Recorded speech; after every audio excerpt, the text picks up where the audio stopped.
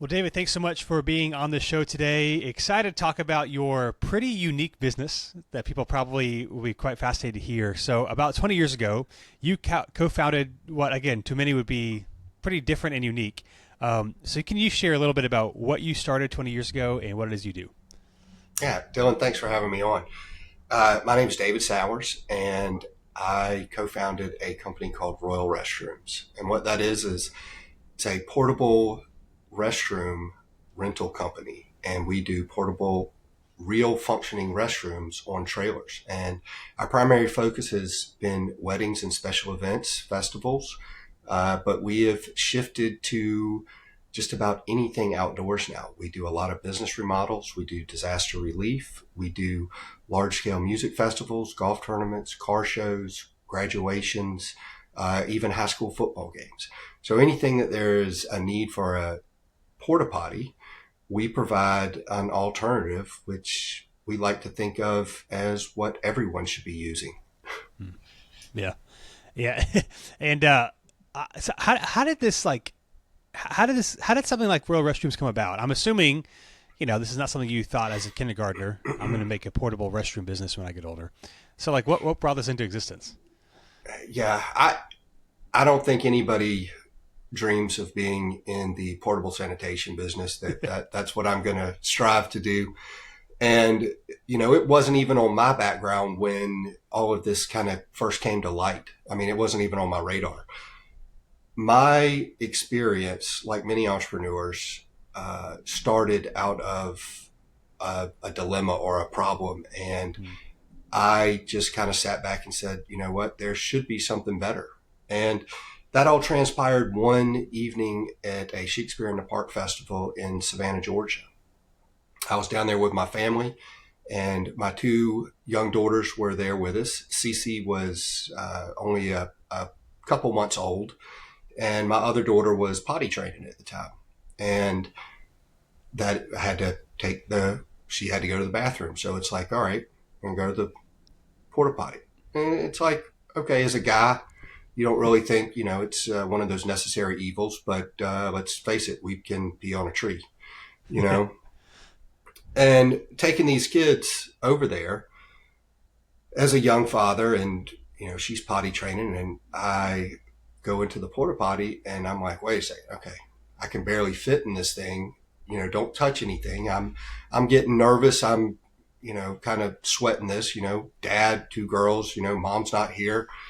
And as I'm trying to figure out how I'm going to maneuver in here and close in this dark space because it's dark in there, I look over and Stella has her hands on the toilet and she is looking in. And I just go into pure panic mode. Like, what do you do? How do I stop this? How do I, change the situation really quick? And, I didn't know what to say to her. I immediately, kind of grabbed her, pulled her back.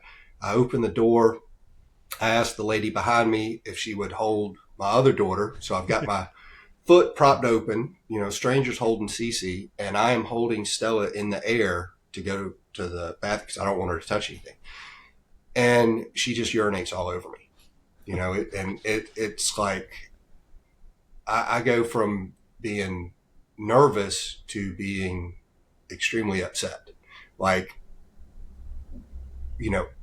how do I fix this? Like, there's Yeah. nowhere to wash your hands. There's nowhere to clean your, like, it's like it just keeps going. It's not like I can tell her to stop. I mean, it's happening all there in the moment. And, I left my wife there and I went straight to the car and straight home, didn't get chairs. No, I just took the girls home. And that was like, I thought about it and with Stella, like, how traumatizing is this for a child? Nobody talks about this. Yeah. It's just normal. It's the anticipated necessary evil. And it's like, man, why can't, why isn't this on a trailer? Like, Yeah. why can't you, we have all these things out here, tents, chandeliers in the roof, twinkle lights. We have all this stuff, yet we can't figure out how to put a real bathroom in a public or port, area. It just doesn't make a whole lot of sense. And so that's kind of where the idea blossomed from. And I sat on it for a little while, and it wasn't until my business partner, Robert Glisson, he was the real catalyst that just catapulted the business, from simply an idea into like, you can make a business out of this. We can really do this. Yeah. And I think so many entrepreneurs just kind of sit on their ideas without fully engaging in it because they don't have that spark, Yeah. that pushes them over the edge. Yeah. So, I mean, Royal Restrooms, we'll talk about it too. It's like, it's national now. But how did you okay, you have this idea. How do you go about starting? And you called it like porta potties. I mean, this thing doesn't do it justice. I mean, these things look really nice. So how do you take this idea and how did you get it off the ground? So after that night, I measured my half bath in my downstairs bathroom. Like, I took the measurements. I'm like, okay, all this can fit on a basic utility trailer. You just jack it up a little bit. You put a septic tank under it, a larger holding tank, and you've got a bathroom. It's essentially an RV with a larger holding tank, but the primary purpose is that restroom. So Robert's an engineer, and so he had a lot of input and a lot of things that I wouldn't have known about putting into that trailer. And we worked with a company called Wells Cargo out of Illinois, and they at the time were building a tailgate trailer because their owners and stuff were big Notre Dame fans, and they were building a tailgate trailer that had a bathroom in it, but also kind of a bar, big screen TV. It had all the, a grill, all of that stuff. And so they were already tinkering with the idea of what we were talking about. And so that's how we kind of put two and two together, and we built a portable restroom trailer. Yeah. Now turning that into a business was a whole nother experience. We definitely had the naysayers, the doubters, the you're crazy. Why would you do this? You and Robert are both professionals. Why would you want to do this? Don't you want your weekends? Don't you want to do this? It's like, we looked at it and thought, we're in the hostess city of the South. There's a lot of events that go on here. We take our children to it. We felt like it could be an asset for even ourselves to use at these events by promoting stuff. We're on a lot of nonprofit boards. We can donate these things. We can increase their attendance. We can boost our community events. And what we soon realized is, even with all the naysayers, like, nope, this will never work. This will never work. The first time you use a Royal Restroom, you never forget it. And quite simply, people didn't want to go back to a porta potty after this was now made available. And it just blossomed. It took off, and people really got behind the idea and appreciated the change. Yeah. What was funding, buying all this initial equipment? How did you get it off the ground at the beginning? So the first time Robert and I invested all of our own money, we used home equity lines, personal savings, even, we've dipped into 401k, even those weren't too big at the time. But we were fortunate enough to have some equity in our homes. Real estate had gone up. So when we purchased these, we put our houses up. And that's how we bought the initial stock and kept growing. Yeah. When you start, what was I know, again, now it's like all over the U.S. is very, very big.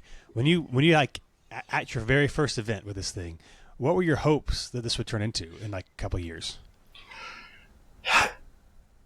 Robert and I did not have aspirations of this really being that big. We just thought it would be kind of like a small side hustle. like Yeah. you've bought a piece of real estate and you have a renter and, you make a few $100 here and there. And Robert and I looked at it like, you know what, where we've been married, we got 2 kids, we've kind of gone through this. We're going to go to Blockbuster, rent a movie, do pizza Friday night, watch with the kids, wake up Saturday morning, go do whatever. It's like, man, it's kind of routine. It seems like the same thing over and over. And I was like, you know what?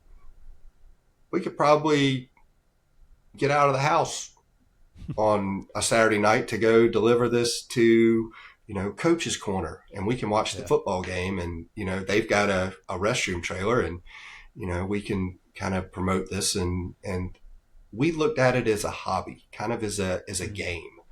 And if it made us a little bit of money, okay, we got a little spending money. We never intended this to be our primary focus.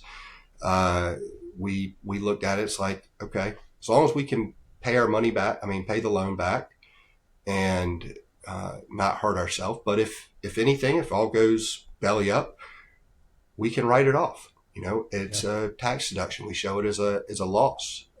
Yeah. What about the name Royal Restroom? Where'd that come from?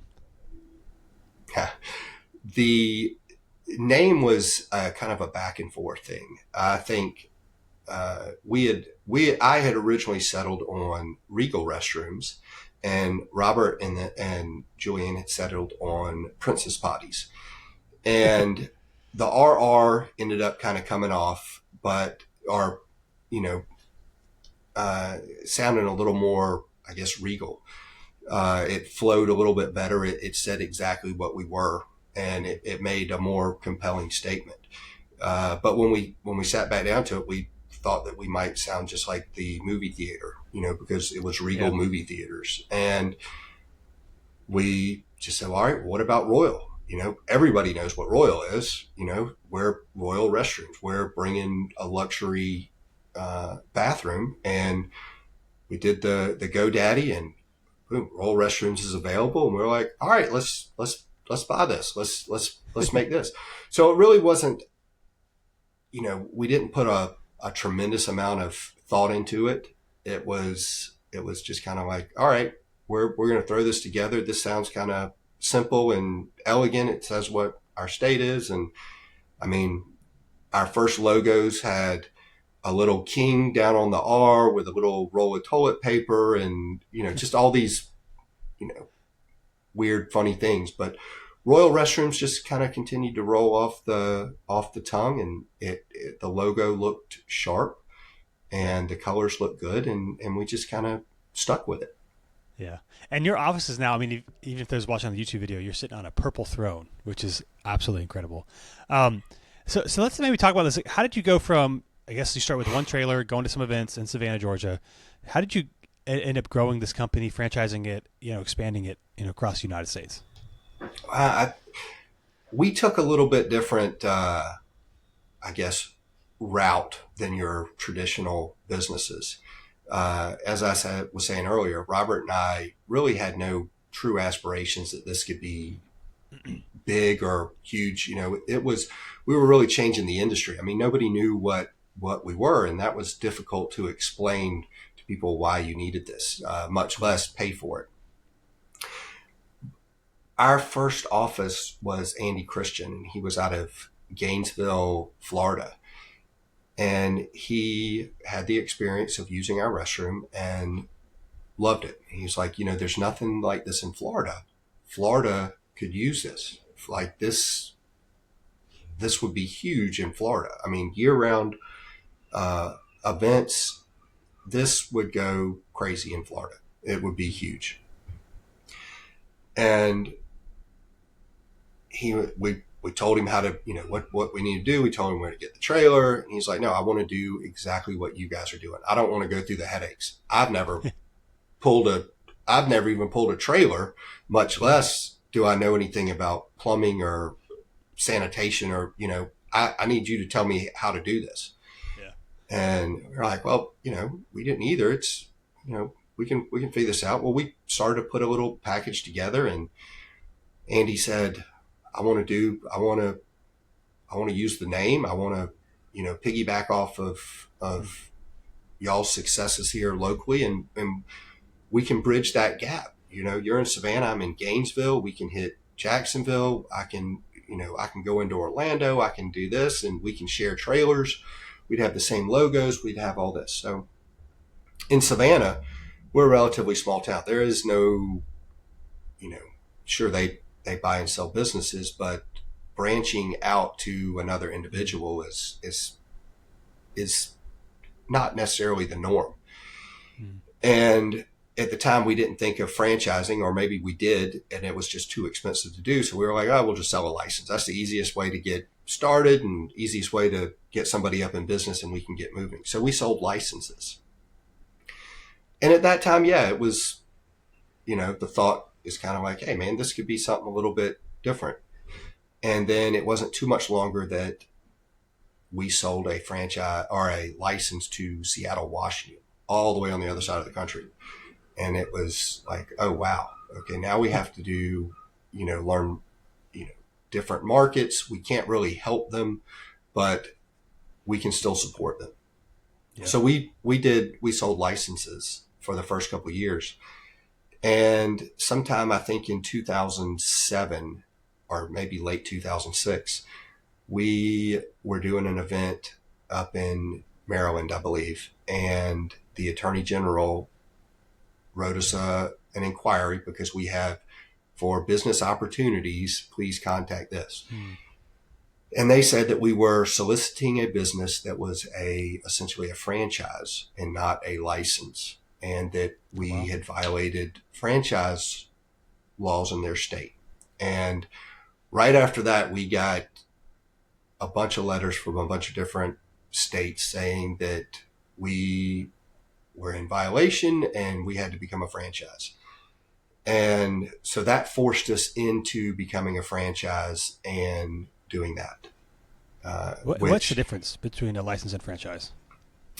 So a license is usually just the right to use the name. And what we were doing with our licenses, we were in our contract, we were saying, these have to be maintained. They have to look clean. They have to be representative of the name. We're doing joint marketing efforts, so you will pay an ongoing royalty on this. And at that point, when we started demanding, or not demanding, but saying, you have to provide a clean restroom, you have to keep these standards. Anytime we dictated something like that, other than just name use, they said that we were basically more than a license. Yeah. So we had to conform to becoming a franchise, and it's a lengthy, difficult process. Yeah, that's funny. I thought you were going to say the Attorney General's there, and they really thought it was awesome, and they wanted you to expand into Maryland. Not that you had to change your whole business model.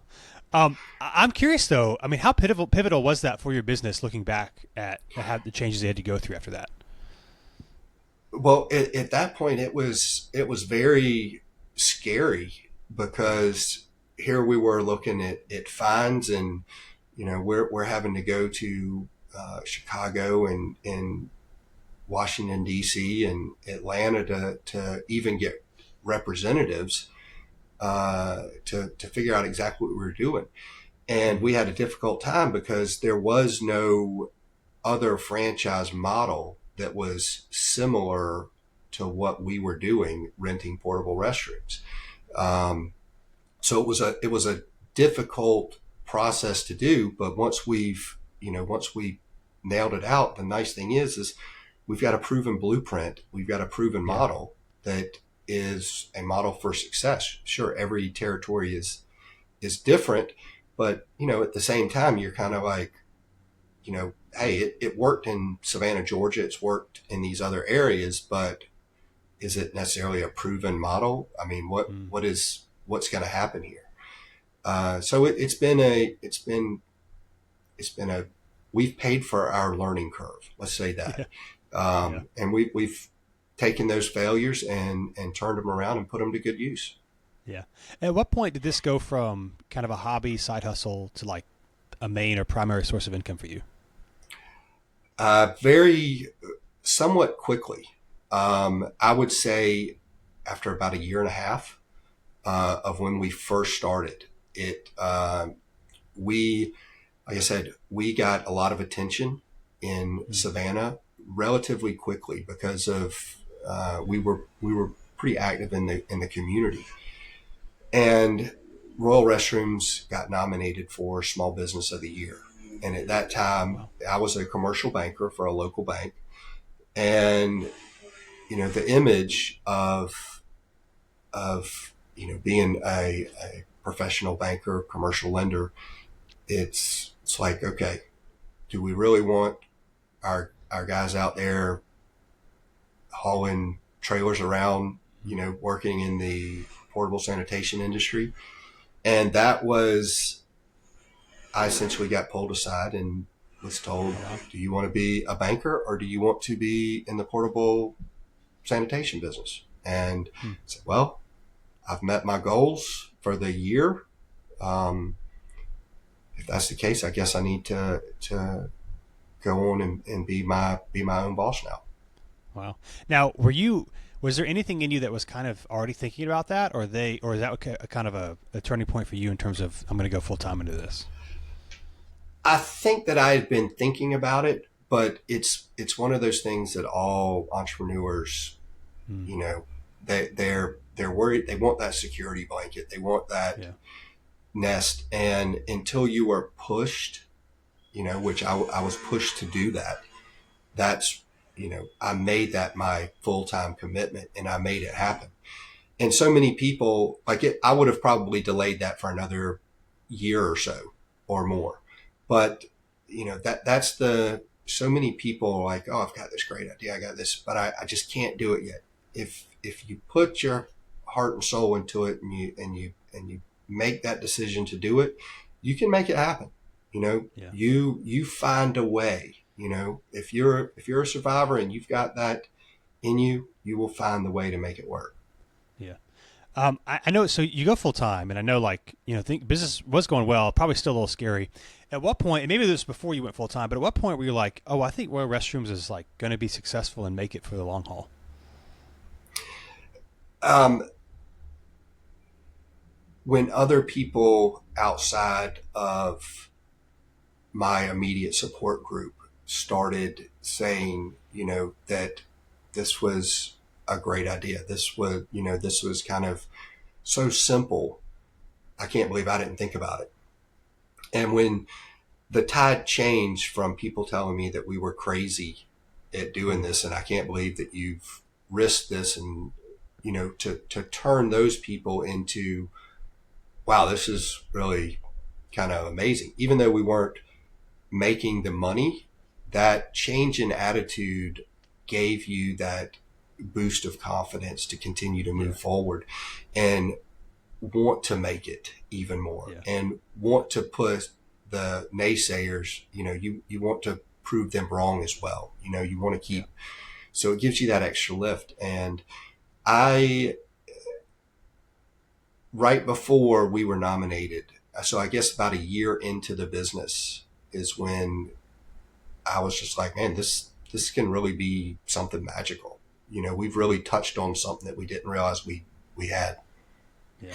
And you guys have been doing it for 2 decades now, so I'm sure like pricing, agreements, all that stuff, you kind of know what you're doing. I'm curious, when you began, how did you figure out how much to charge, upkeep equipment? How did you figure all that out? In the beginning, we were just ballparking it. We were Yeah. just kind of like, we would rent the trailer for $200, even though it cost us a whole lot more. We just wanted the exposure. Mm. And it was when we started getting people to request it for other events or other parties. And then when you started, okay, this is cutting into my family time. What is my time worth? Yeah. So we originally based our stuff off of what value was it to us to do this. Mm. So it was like, all right, is it worth $500 for me to take 6 hours of my time. Okay, we're gonna do that. So we were charging 500, and we were charging 550, and then we were charging 600, and then we just started adding on as demand grew because, all of a sudden this is becoming instead of a 5 hour work weekend, now it's like we're full time on the weekend. Yeah. This is getting exhausted, and we're taking off work at 3 o'clock on Friday to go deliver these things. And, it's starting to eat into your personal life. And that's when the prices increased, was to manage that and be rewarded for your efforts. Yeah. How does it, I mean, I guess, again, it's franchise, so maybe it depends on city to city. If someone's in Savannah, let's say, how far out do they have to reserve a Royal Restroom, or how many units do you have to meet demand? What does that look like? Oh, wow. So we are a little bit different than the majority of the offices. We have, believe it or not, we have some reservations that are out 2 and 3 years. And we have commitments with some people that have price locked us in for 5 or 6 years for different festivals to keep going. But the typical wedding is usually around 9 months. They start renting about 9 months out. The amount of trailers that we have about 130 trailers in Savannah right now. Wow. But that includes restroom trailers and shower trailers, and so a whole fleet of trailers. Wedding season though, we can have 40 to 50 trailers going out for different weddings and events in one weekend. Wow. How do you decide like how much is enough in terms of, I'm assuming you could, I guess population of a city dictates that a little bit, but why not like keep buying more trailers? How do you decide, now here's enough, or here's how many reservations we're going to take? Well, a lot of that dictates your schedule. So because we are, it's kind of twofold. When you begin the business, it's not like you open the doors and money comes right in. Usually, it's 3, 6, 7, 8 months down the road because people are reserving these trailers. So in a lot of ways, you're able to prepare for your upcoming rentals based on the reservations that you get or the amount of, conversations you have. Even if you don't have a fully committed rental, you've had 3 quotes out for the same day. Okay, you know what? If all 3 of these come in, I'm going to be 2 trailers short. Well, span that out. How does the rest of your year look? Where can we, is it worth buying another trailer to fill this need? And then, within our business, the nice thing is we float trailers from office to office. We help each other's offices out. So it's like our Virginia office is busier during the summer, of course, slower during the winter. So we're not as busy during the summer because it's just too hot. So our trailers may go up there and help him out. Yeah. Yeah, that's really cool. But this way, you again, been about 2 decades in this business. I'm sure there's a lot of mistakes, regrets, maybe things you wish you would do differently. Maybe what's 1 or 2 decisions that you look back on being like, man, if I could do that over again, I would have done it completely different? I would have, one of the most important things that we learned is understanding every facet of your business. And when you have a new direction that you're going, like with franchising and all this stuff, I wish that I would have invested the time and knowledge rather than jumping right into something. Like when we sold that license and when we did that, everything was so quick and we were excited that we put the cart way before the horse. Unfortunately, that's probably a mistake that, one of my weaknesses. I continue to do that. I always jump the gun, thinking things will fall in line. But, we needed to understand what we were doing because we were just so excited for the opportunity that we didn't learn all the ins and outs. And when you go into business with other people, I mean, it's like a marriage. It's a full commitment. You need to understand that person.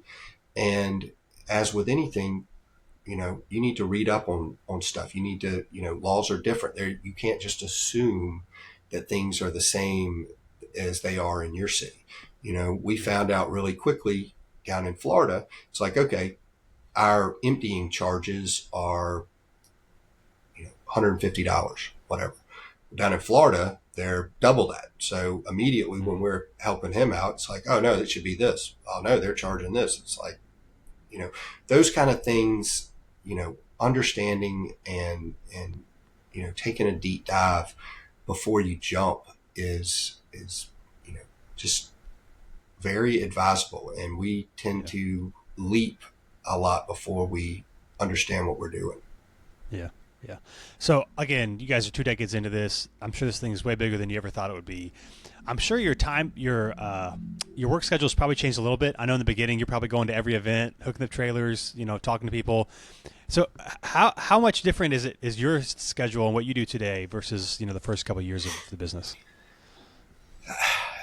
I enjoyed the simplicity of the early days, the excitement, the going to the pulling a trailer, meeting the clients, seeing the event. There wasn't anything monotonous about it. It was always something different, and it was amazing. I've lived in the city, all of my life, grown up here. I had no idea that there was this many festivals and things that went on, and you don't know that until you're in our type business.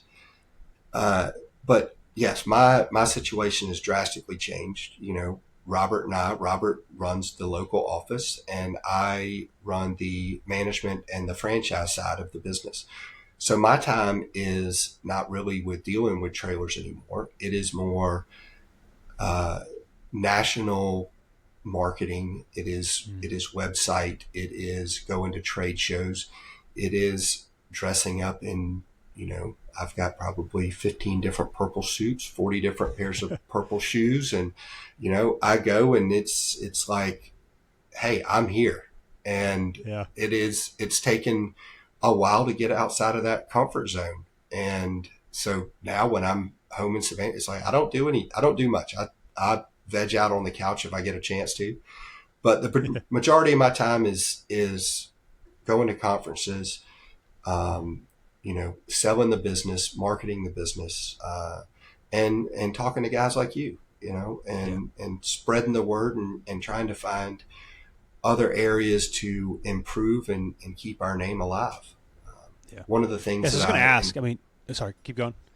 Oh, I was going to say one of the things that I like to put as my primary goal is our owners and operators are focused on their day-to-day business. They are focused on their territory. That is my job to help them in that area, but it's also my job to see what is out 5 years, 10 years down the road. And, that keeps from an innovation standpoint. I want to make sure that that we remain the number one company on people's minds and ensuring that.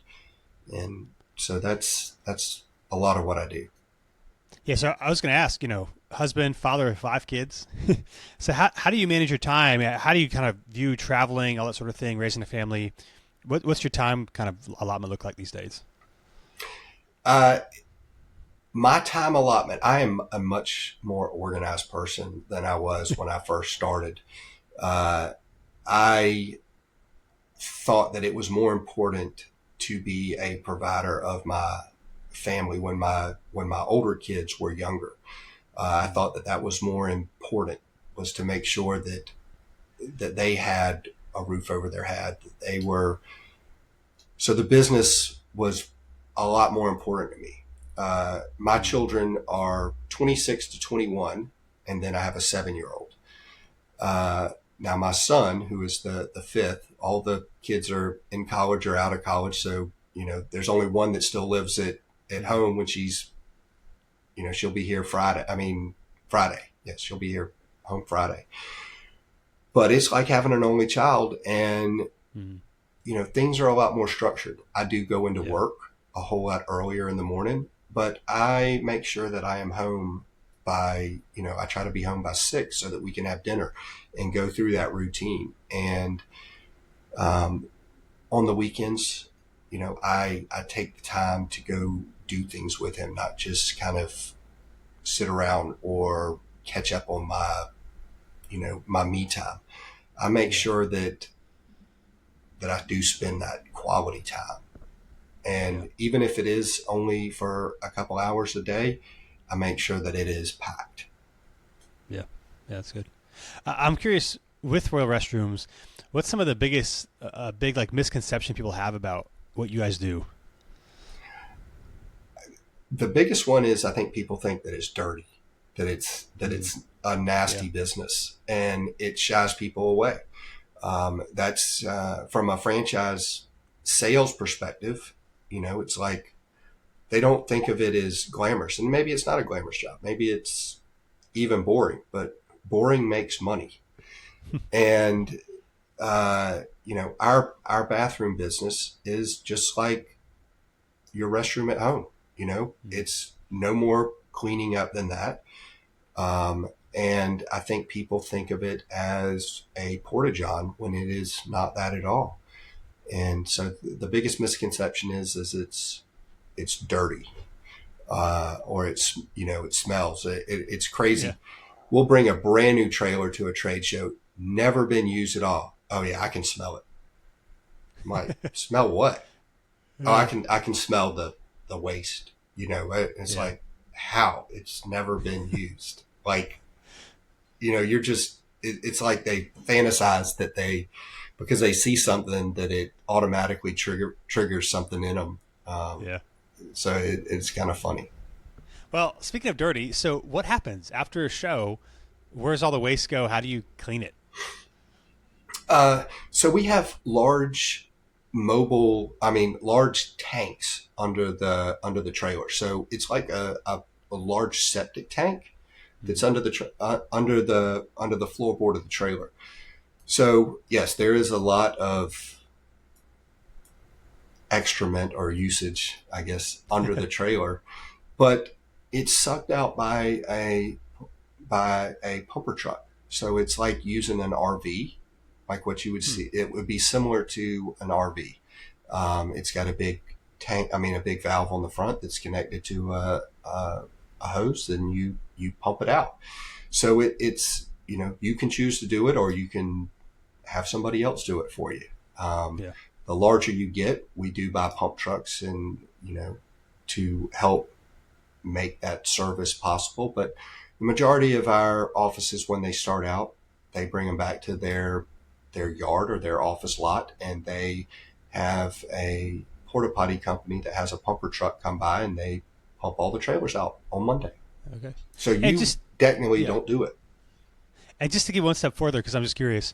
So one of these trucks come and they take the waste. Where do they bring it? They usually take it to a treatment facility, Okay. They just drop it off. or depending upon where it is, they may drop it off into another much larger septic tank type Mm. system. So they essentially put it in with the city sanitation. They usually dump Yeah. it there. Yeah. How much life do you get out of a trailer? I mean, do they last as long as you keep them, or do they break after a while? So maintenance is very crucial to when you have a mobile septic tank. It can it can deteriorate very rapidly if it is not taken care of quickly, and if you don't keep up with it. You are, after all, dealing with, waste. So Yeah. it will penetrate whatever it is if it's not cleaned up or fixed. Mm. Um, Depending upon what the use of the trailer is, if you primarily use them as for weddings and special events, that trailer can look pristine for years because you're only using it, 20 to 30 times a year. However, if you move more to commercial remodels and long-term rentals, you know, that 1 year trailer is got the entire use in 1 month. So the useful life of a trailer before it needs to be truly touched up and repaired is usually around 3.5, 4 years. Um, and that's a light touch up, new countertops, new mirrors, new toilets, new air conditioner. Even if it's not broken, you want to go ahead and replace it to ensure that you don't have mishaps down the road. Yeah. Now, do you have like a nightmare scenario where you brought a trailer to an event and it just like broke or something bad happened at the event? What do you do if something like that happens? Yes, we have had plenty of those, nightmares over the years. The What we have learned and what we teach is the best example is to be as as prepared as possible, and by doing that, you prep whoever it is that you're dropping the trailer off with. We have instructions inside, like if this happens, here's the problem. We have low flow toilets, so our biggest issue is a clogged toilet. Well, it's not like a regular toilet. It's you push the valve and the hole opens up and it's a straight drop down tube. So many people will sit there and try to plunge it when it's never going to unplunge because there's a cap over it. It's not like a toilet. So all the simple thing is you open the valve and you push the little poo stick down the toilet and give it a quick little swirl. And, that problem is fixed. And that's probably the major things that we have. But yeah, we've had some definite mishaps. I remember one time, this was more of a delivery, but I took my truck over a ravine to put it where this lady wanted it, and I got the trailer stuck. And when I put it in full wheel drive, I gunned it and had the wheels turned, and I spun mud all over the inside of all the tents, tables, chairs, the bar. It was horrible. It wasn't even the bathroom. It was what I had done. It took me hours and hours to clean that. And it was bad. It was very bad. That's crazy. Yeah, so I imagine too. I mean, I know your role with Royal Restrooms has changed a little bit, so you're doing a lot more like external travel. But I'm imagining this probably made you pretty well connected in the city, going to all these events. Oh yeah, you get to know people, not only on a business level but a personal level. And a lot of the events that we do, they are of people's most memorable moments. So you're part of people's weddings, or even like we said, like with cities, when we do disaster response and that sort of stuff, we are helping in those lives at an emotional time. And I think one of the most rewarding times was we had Dixie Crystal. It was a sugar plant, and it had an explosion from the sugar dust. And we brought restroom trailers out there for the police and the firefighters and all of that to put this out. And on the 10-year anniversary, the people that were being interviewed, they're like, all of this stuff is going on, and all of a sudden Royal Restrooms is pulling up, and we're like, what is going on? Like, why are they here? And we dropped off those restroom trailers, and they were like, that was, such a relief to be able to go to the bathroom, being able to take that equipment off and not, and it was just touching that we were rewarded after so many years when, you don't expect anything out of it, but to be recognized, and that story was really heartfelt and that's awesome. emotional to us. Yeah. Now you are an entrepreneur. I mean, I'm assuming Royal Restrooms is your longest running project and obviously the biggest one in your life. But what are some of the other ventures that you've been a part of that you're really proud of? Uh, yeah. So, as I had mentioned with Royal Restrooms, I think that my vision is to make sure that the business continues and stays on. And I like to think of us as more in the event services business, not just the portable sanitation business. And we provide things at events and parties and festivals, and you start to watch what's going on there and how can you make things better. And so I've created several smaller companies as test markets to see if it would be a good fit in the Royal Restrooms brand. And with that, I've come up with some portable high definition LED TV trailers that we use for movie nights, that we use for graduations. And we've been using them a lot during college football season now. Because they're doing them outside. If we've got restrooms, this could kind of fit into that event space. But we also do beverage trailers, like mobile bar trailers. So like when you're at a car show and you've got the bar set up down the road, this allows them to not necessarily be in a tent, but to be in an enclosed environment that they're able to secure. But it also kind of elevates the entire, the event itself, because it's a cute little bar, that draws attention to it. It's not just a tent, which also works for weddings in people's, backyards. So I've got a couple of these small businesses, but the one that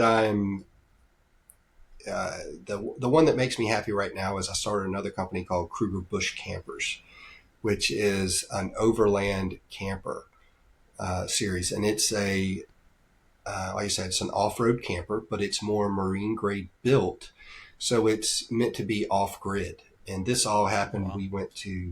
My family, we went to Africa and we went on a safari and we did overlanding there, and we went on hunts, and we went through Kruger National Park, and we camped out over all these terrains. And it's our version over here is, we buy an RV and we travel to a destination, and we're basically staying in a hotel or a condo next to other people in a campground. Yeah. Well, when you sit back and look at it, I could have, instead of buying this RV, I could have probably stayed at the Ritz those 5 days down there at the same location. Whereas what I'm looking at doing, like I said, it's more of a hobby, is I can camp anywhere I want. It's an off-grid camper. Wherever my vehicle can go, I can take this camper, and I don't require power. It's all battery powered. It's all solar powered. It has all its onboard tanks, so I am completely self-sufficient. And so you're selling these things? Yes, we are. Oh, wow. It's more of kind of a little lifestyle right now. We're still testing that market, and like I said, it's a hobby. But I'm in my 50s. I can't do the things that I did when I was 20 or 25 or 30, but I still want to be out there. I still want to be that primitive camping, but I don't want to set up a camp for 3 hours. I want to go to my campsite. I don't want 100 people around me. I don't want to hear other people's dogs barking. I don't want to hear other kids. I want to be there. I want to wake up and I want to brew my coffee and look out over the mountain. And if I want to go for a hike, or if I want to take a shower butt naked in the woods, then that's my choice. And that's kind of where I'm at in life, and it's appealing to me. And I think that there are probably other people that share that passion. They just haven't figured out how to do it. And, mine may not be the way to do it, but I am certainly allowing a path to get there. Yeah. Yeah. That's fascinating. Now you've, with how Royal Restrooms has grown over the years, your connection with the city. You've probably learned a lot about leadership and developing people. So what are some of the main things that you've learned about leading people and growing a team? Leading people and growing people is probably not my best trait. I think that I do a good job. I feel like I do a good job, but believing in myself and promoting that self-confidence and making sure that people understand your vision to buy into your vision, has been very effective. And when you lead through actions and make things a priority so that they can see the change, so that they have a voice, and almost an open door policy. But it's like, if you want to do something, tell me why we should do it. What are the benefits? But getting people to believe in themselves and make sure that they appreciate what they're doing. Have gratitude with what we have. That's probably one of the hardest things that I look at with my wife. She is always looking at the positive, and I try to be like that, and I try to live by that code and try to represent. And it is exhausting to be that positive and to turn the cheek.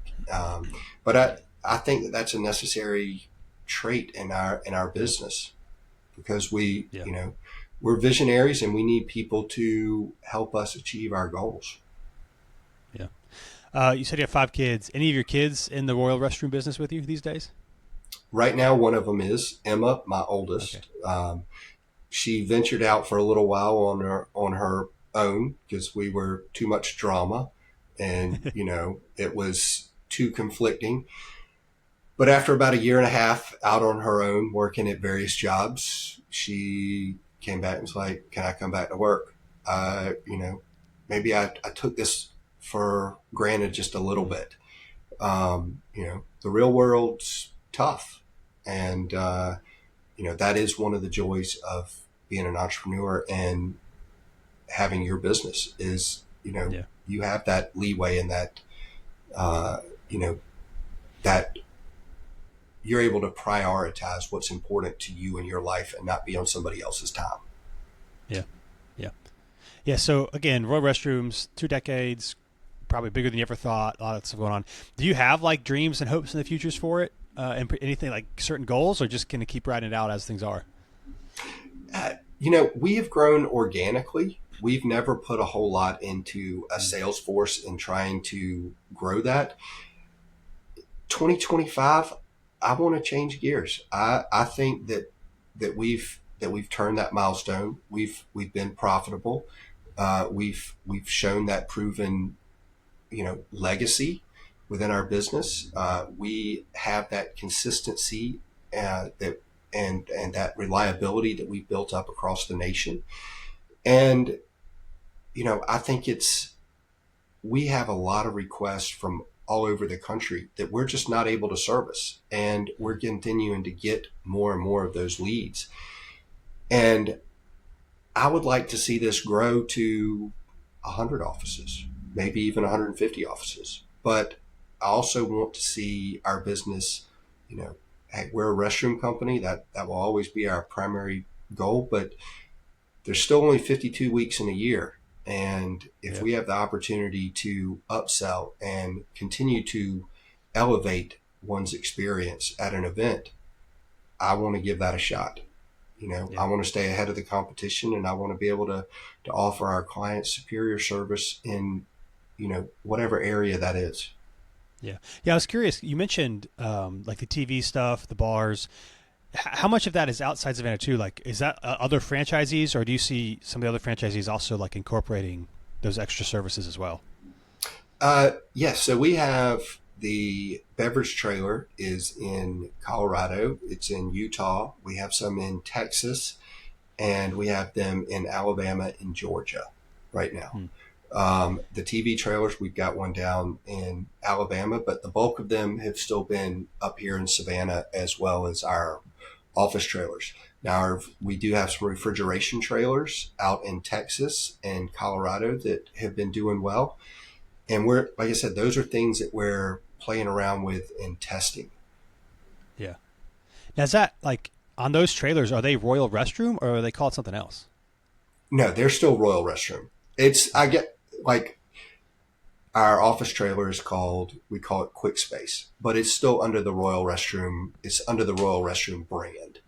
Okay. And it's more of a smaller logo. It's not a subsidiary, but it's kind of that add-on that when we do a restaurant remodel and they're doing their bathrooms or they're doing a kitchen, that refrigeration is in need because that's a very niche market and it is very small. And, so some of these places, there may be maybe 100 in all of Georgia, if that. So, when people do need them, they usually have to come from, a long ways away. So if we're able to facilitate that service, it doesn't change our footprint. It's still pulling a trailer to our yard and back. It's not like we're creating some new technical, training difficulty. Yeah, that makes sense. Well, David, this has been fascinating. What you do is quite interesting. I'm sure a lot of people are like, man, never thought of that. It makes a lot of sense why it goes so well. If you want to connect with you online, learn more about Royal Restrooms, where can they go? Sure. As always, royalrestrooms.com. We're all over the web. All of our social media links are Royal Restrooms. Most of our offices have different social media links for their area to primarily hone in on that market. I can be reached on LinkedIn at David Sauers, or you can find Royal Restrooms on LinkedIn as well. But anyways, we're pretty easy to get in touch with. You just call one number or one of the office numbers and they will direct them over to me as well. But please, yes, we'd love to service you. Well, all that will be in the show notes. And if you're interested in franchising, just make sure you mention my name so I can get the finder's fee, whatever that is. I'll take that. Also, curious too, just the campers that you're selling. Where can people find those? Learn more about those. Sure, those are at Kruger Busch Campers. All right, put those in the show notes as well. Check those out if you're an outdoorsman. They are really cool. Check them out. It's something totally different. Yeah, we'll link those all in the show notes. People can learn all about that. David, thanks so much for your time. What you're doing. This has been a great conversation. I appreciate it, Dylan. Thank you so much. I really appreciate it.